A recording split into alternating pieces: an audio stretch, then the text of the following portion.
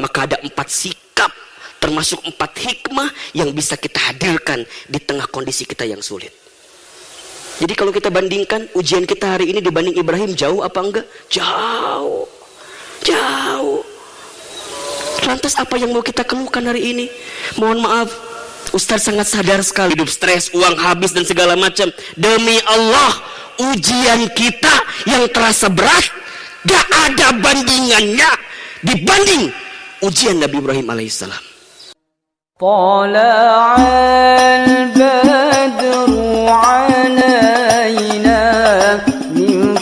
Tidak ada cara terbaik, tidak ada aktivitas terbaik yang bisa kita hadirkan di tengah kondisi sulit seperti ini kecuali kita semakin dekat taat kepada Allah Subhanahu wa taala.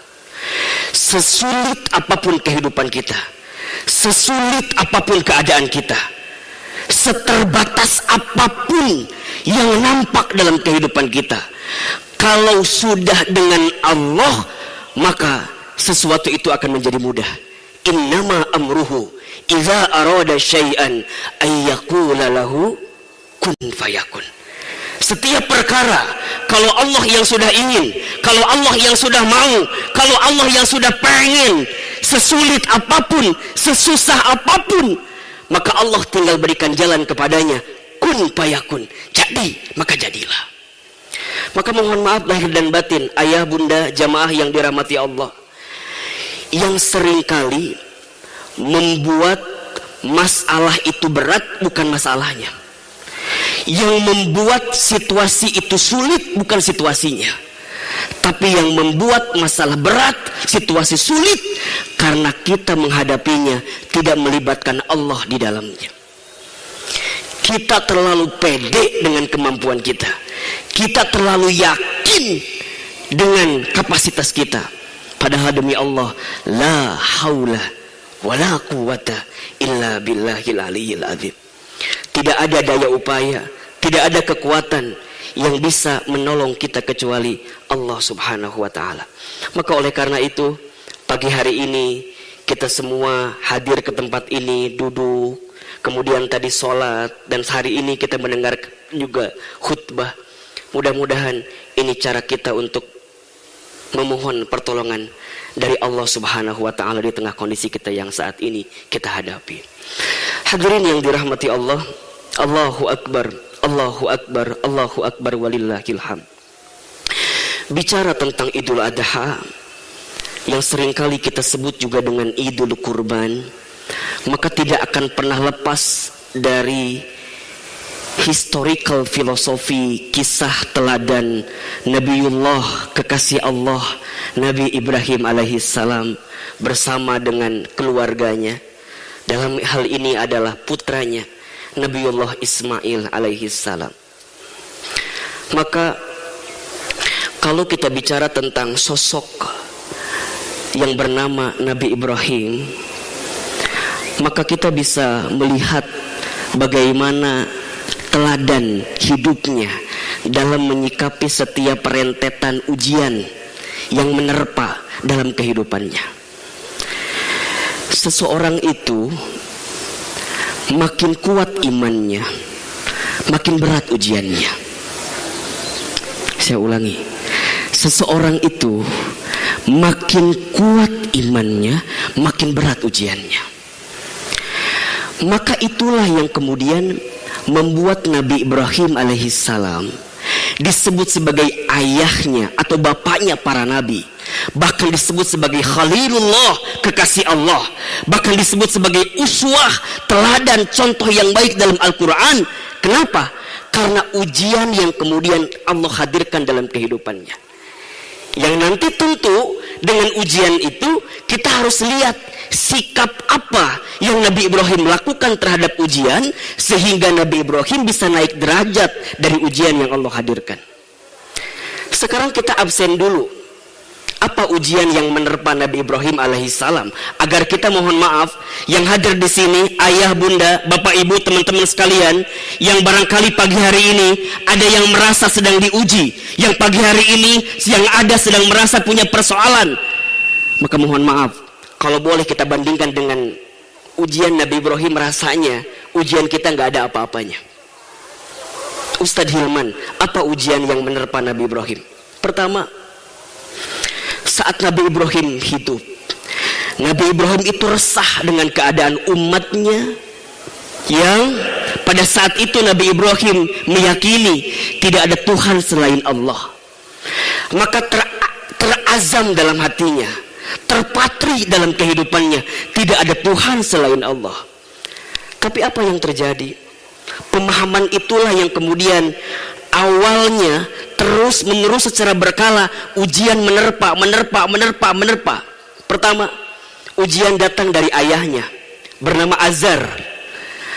Ketika Nabi Ibrahim berkata la ilaha illallah, tiada Tuhan selain Allah, tapi ternyata ujian pertama datang dari ayahnya, karena ayahnya Nabi Ibrahim seorang penyembah plus pembuat patung berhala. Jadi kalau ada di antara hadirin yang hari ini sedang diuji oleh orang tuanya, jangan kaget, karena Nabi Allah Ibrahim pun ujian pertama datang dari orang tuanya. Yang kedua, setelah Nabi Ibrahim meyakini tidak ada Tuhan selain Allah, ayahnya tahu tapi menyembunyikan. Tapi apa yang terjadi? Masyarakat sekitar tahu sehingga melaporkan kepada rezim yang berkuasa ketika itu, Namrud nama rajanya. Maka apa yang terjadi? Raja Namrud berencana membakar tubuhnya Ibrahim. Qadarullah, kekuasaan Allah.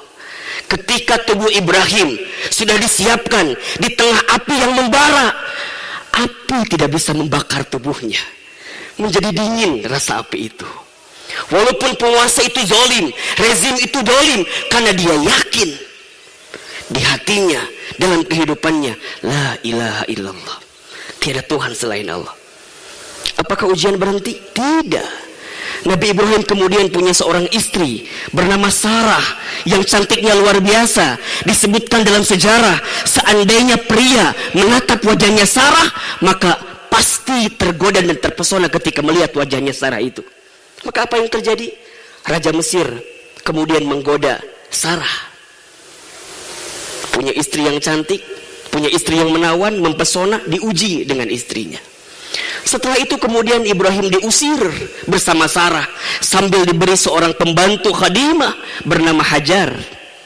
Pergilah dari Mesir menuju sebuah tempat, hari ini kita sebut Palestina, dulu namanya Syam. Di tempat itu diuji lagi. Bertahun-tahun, berlama-lama Nabi Ibrahim minta kepada Allah di rumah tangganya untuk minta seorang anak.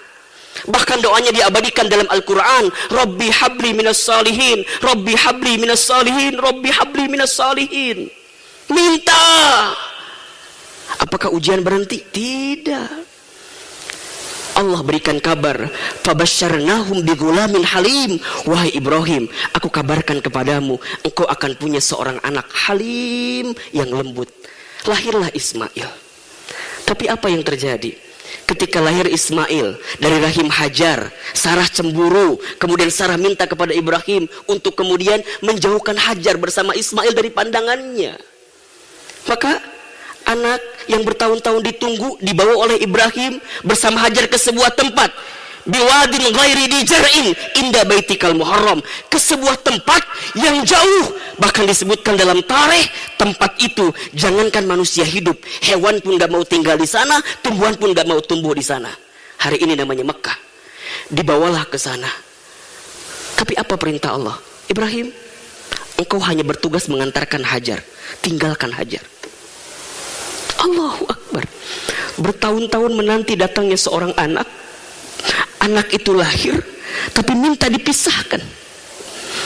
Maka Nabi Ibrahim kemudian memisahkan Hajar bersama anaknya Ismail, lantas kembali pergi menemui Sarah. Setelah itu lama tidak berjumpa dengan Ismail, sampai ada waktu Ibrahim kembali ke Mekah menemui Ismail bersama Hajar. Apa yang terjadi? Baru semalam, baru 2 malam, tiba-tiba muncul mimpi dari Allah Subhanahu wa taala, falamma balagha ma'ahu sya'ya. Maka tatkala Ismail sudah tumbuh dewasa, dalam beberapa tafsir menyebutkan Ketika itu Ismail usianya 7 tahun, ada yang menyebutkan 12 tahun, ada yang menyebutkan 15 tahun, tapi semua sepakat bahwa Ismail sedang menjadi pribadi yang baligh, lagi lucu-lucunya, lagi bisa diandalkan menjadi seorang anak. Tapi apa yang terjadi? Ya bunayya, inni arafil manam anni azbahuka. Anakku, memang ayah sudah lama tidak berjumpa denganmu, tapi semalam ayah bermimpi harus menyembelihmu.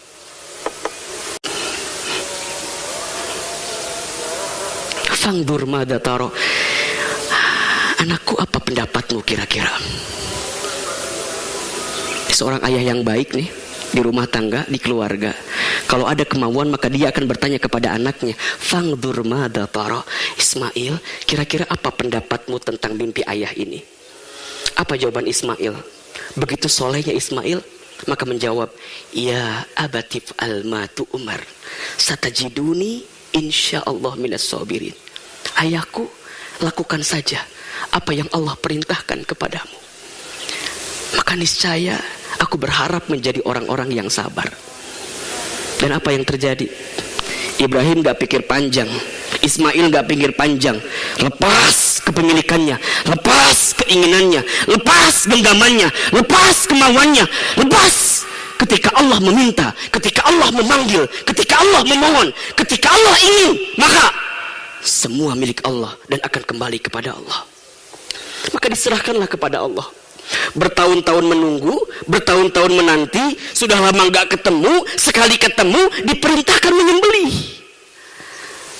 Kemudian Ibrahim membawa anaknya, bilang kepada istrinya, Hajar, tolong sisir rambut Ismail.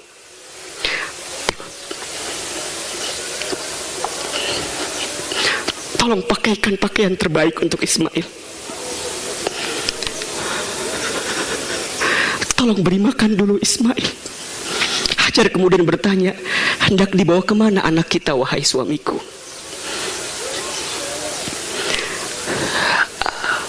Hendak dibawa kemana anak kita wahai suamiku? Ibrahim kemudian menjawab, aku ingin ajak anak ini jalan-jalan. Sudah lama tidak berjumpa dan bersama denganku. Maka dibawalah Ismail. Hajar melepaskan, dipeluk itu Ismail oleh Hajar, dipeluk itu Ibrahim. Nitip anak kita ya.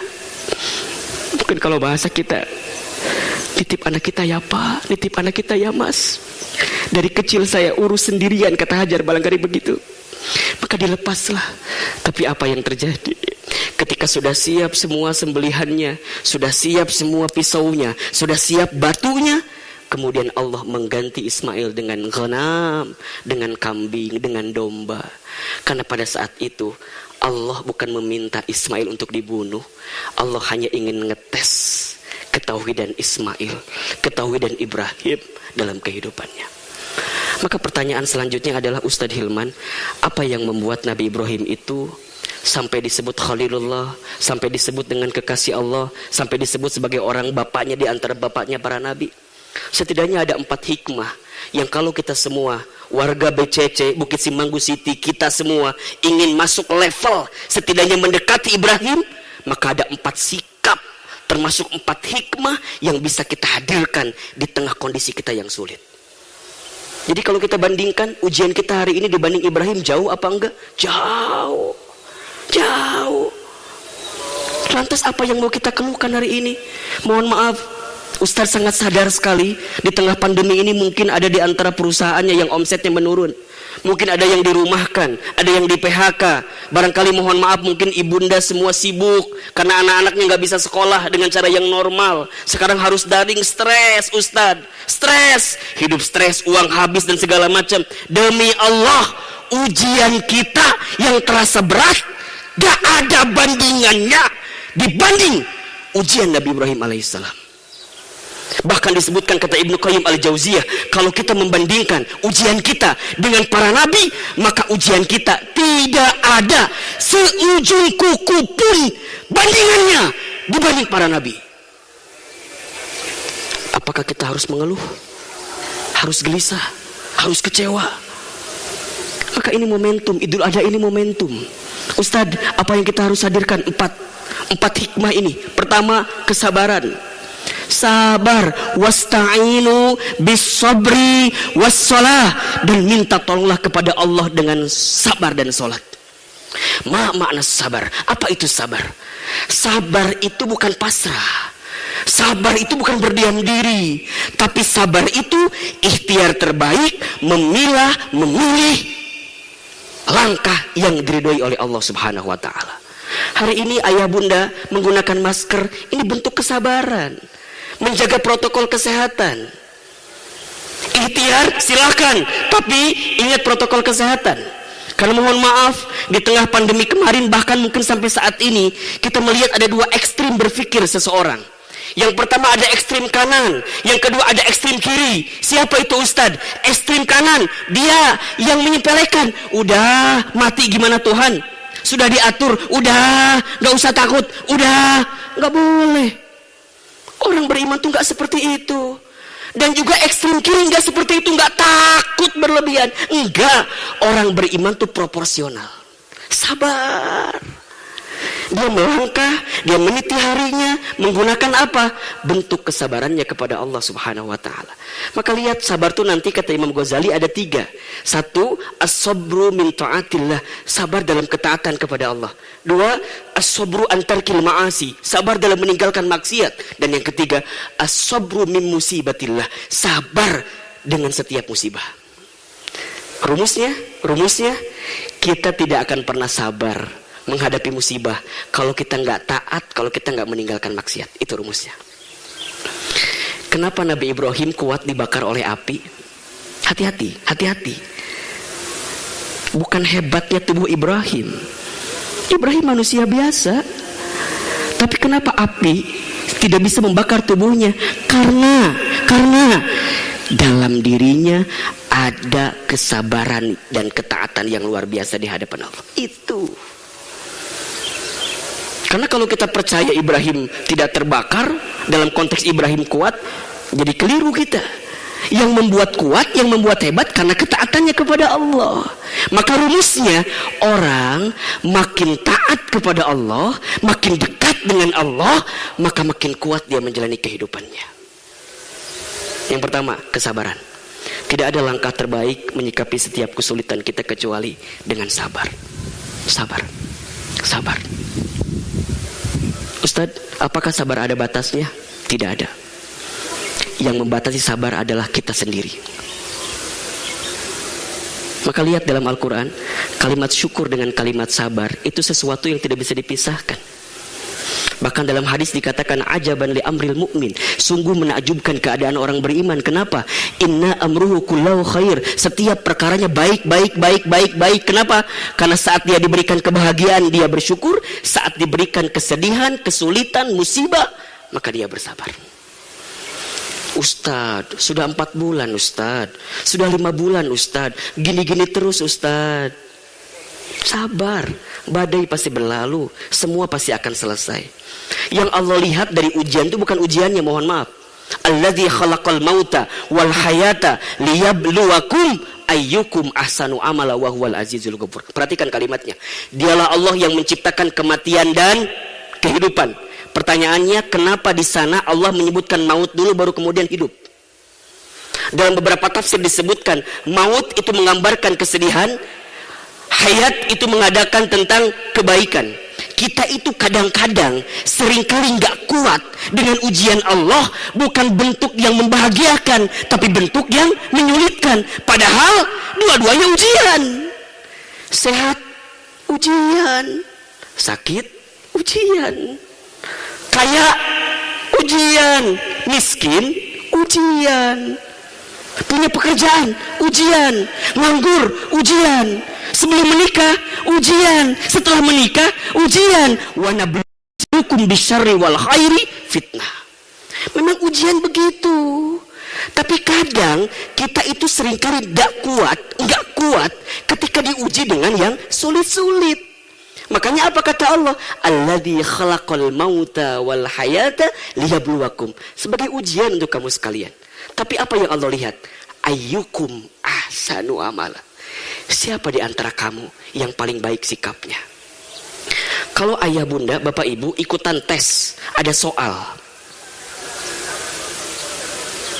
kemudian gak lulus, hasilnya gak lulus.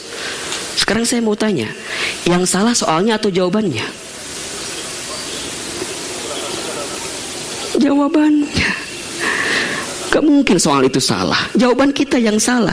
Makanya kalau kita dikasih pandemi, dikasih musibah, dikasih kesulitan, jangan terlalu fokus dengan musibah itu. Fokuslah dengan sikap kita terhadap ujian itu. Nanti udah selesai, lulus apa enggak, nilainya bagus apa enggak. Jangan sampai Allah berikan ujian, tapi karena kita tidak menghadapinya dengan sabar, kita tidak naik kualitasnya, tetap di situ.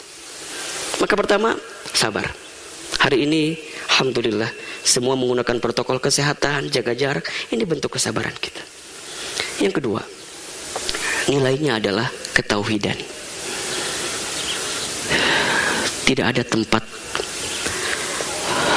tidak ada zat yang bisa menjadi sandaran terbaik untuk semua kesulitan kita kecuali Allah.